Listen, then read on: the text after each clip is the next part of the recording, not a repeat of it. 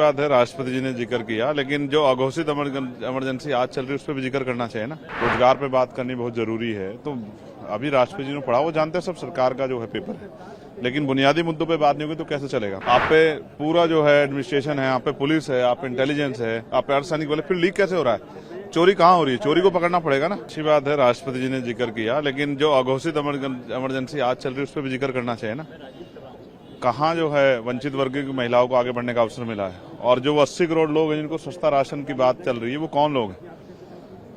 रोजगार पे बात करनी बहुत जरूरी है। तो अभी राष्ट्रपति जी ने पढ़ा, वो जानते हैं सब सरकार का जो है पेपर है, लेकिन बुनियादी मुद्दों पे बात नहीं होगी तो कैसे चलेगा। मैं जिस क्षेत्र से आता हूँ नगीना से, वहाँ रोजगार नहीं है, वहाँ बाढ़ की समस्या है, वहाँ स्कूल कॉलेज यूनिवर्सिटियाँ नहीं है, और कास्ट एट्रोसिटी कितनी बढ़ रही है। कल ही हरिद्वार में एक लड़की का सामूहिक रेप हुआ जो नाबालिग बच्ची थी, कि आरोपी गिरफ्तार नहीं हो रहे।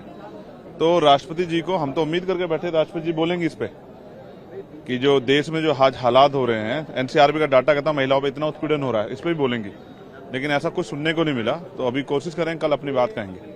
नीट का जिक्र भी किया उन्होंने कि नीट के खिलाफ सख्त कार्रवाई होनी चाहिए, मगर लीक क्यों हो रहा है? आप ये सोचने की सवाल है ना। आप पे तो सब कुछ है, आप पे पूरा जो है एडमिनिस्ट्रेशन है, आप पे पुलिस है, आप पे इंटेलिजेंस है, आप पे अर्धसैनिक बल, फिर लीक कैसे हो रहा है? चोरी कहाँ हो रही है? चोरी को पकड़ना पड़ेगा ना। तो कब कल होने वाली चीज भी कल होगा, जैसे हत्या होगी है तो कार्रवाई होगी, ये क्या बात है? हत्या होनी बंद होनी चाहिए ना, सवाल ये। तो अभी बहुत कुछ है जिसपे हमें उम्मीद थी कि राष्ट्रपति जी महामहिम बोलेंगी, लेकिन वो नहीं बोली है, लेकिन हम लोग बोलेंगे। एक आखिरी सवाल, जिस तरह से संगोल हटा करके वहाँ कॉन्स्टिट्यूशन की कॉपी रखने की बात हो रही है, इसमें क्या बात कर? अच्छा है, ये बोलने से नहीं चलेगा कि देश कॉन्स्टिट्यूशन से चल रहा है, चलना चाहिए। चलेगा तभी देश में बदलाव होगा, और अखंड भारत भी तभी बनेगा, मजबूत भारत भी, सम्राट अशोक के सपनों का भारत भी तभी बनेगा जब संविधान के आधार पर देश चलेगा और सबको मौका मिलेगा। कल से हमने शुरुआत कर दी है। हमने कल भी माननीय अध्यक्ष जी से अपील की कि हमें बोलने में मौका दे, बड़ी आवाज उठाने के बाद मौका मिला।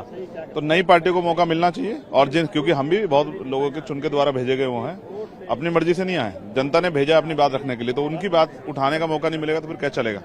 तो हम नगीना का धन्यवाद देते हैं, और नगीना के जरिए देश के जो कमजोरों की, बहुजनों की, हक वंचित समाज के लोगों की आवाज है उसको उठाते रहेंगे, इसलिए हम पार्लियामेंट में